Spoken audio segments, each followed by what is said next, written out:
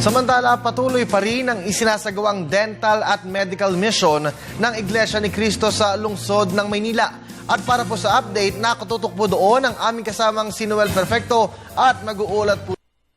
Noel, magandang hapon sa iyo dyan. Magandang hapon, Kirby. Nandito tayo sa taas mismo ng Lawton Bridge, overlooking itong kinalalagyan ng mga kapatid natin na miyembro ng Iglesia ni Cristo. At ang inaasahan sana na bilang na 1.6 million ay posible mangyari ngayong araw na ito dahil na rin sa unti-unting nagdadagsaan itong mga kapatid natin na nagmula pa sa iba't ibang lugar para tumuloy dito sa lungsod ng Maynila at pakinggan ang pahayag ng pamunuan ng Iglesia ni Cristo.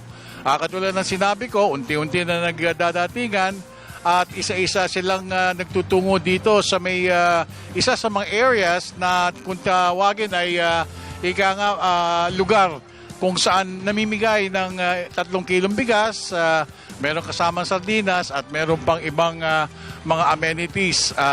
Ito ang malawakang medical at dental missions na gagawin naman dyan sa may Quirino Grandstand later on at kung saan pinangungunahan ng Felix Manalo Foundation.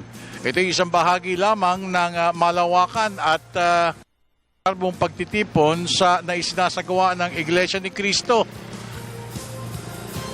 Kung inyong makikita dyan sa video, ang ilan lang yan sa mga bus na nanggaling sa iba't ibang lugar para magtungo nga rito sa lungsod ng Maynila bilang pagdiriwang na rin at bilang kahanda rin sa pagdiriwang sa Grand Centennial Anniversary sa July 27, 2014.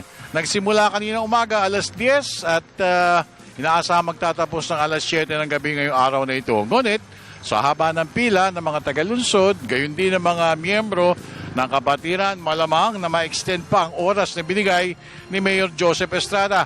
Ayon kay Mayor Erap Estrada, nagpapasalamat siya sa tulong na binibigay ng Iglesia ni Cristo sa mga tagalungsod na Maynila at napakalaking tulong nito para sa kanila. Pakinggan natin ang aking panayam kay Mayor Erap Estrada.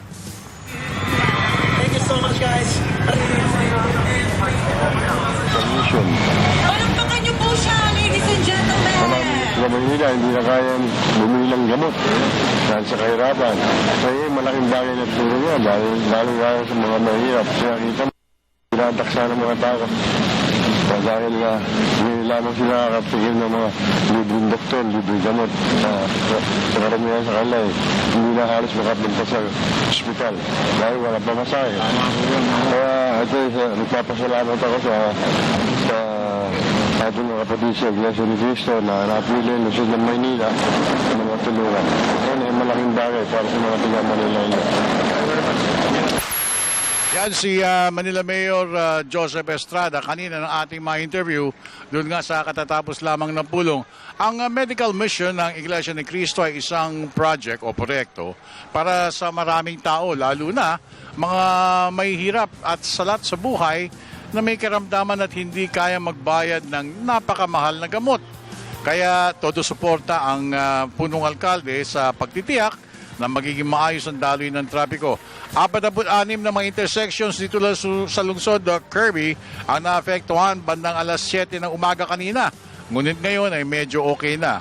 Plaza Miranda, Nagtahan, Plaza del Carmen, Lawton, Plaza Avelino, Recto, Rizal Avenue at syempre pa ang Menya Highway.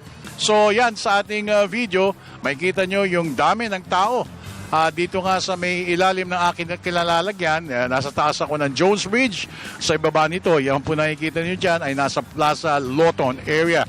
Ang kaharap po niyan ay itong post office building kung saan nagdadagsaan napakaraming tao doon sa area yon. Hindi na natin naabutan kanina pero as expected talagang nandito lahat itong mga taon to para makiisa dito sa medical at then mission ng Iglesia ni Cristo ngayong araw na ito. So siguro yun muna ulat at tayo mag-aantabay pa rin sa mga iba pang kaganapan dito pa rin sa itaas. Nandito pa rin kami sa itaas ng Jones Bridge at kami po ay magbibigay ng ulat sa inyo later. Mamaya-maya po yan.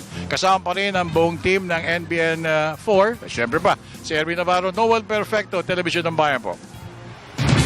Maraming salamat sa iyo, Noel Perfecto, at mag-ingat kayo dyan.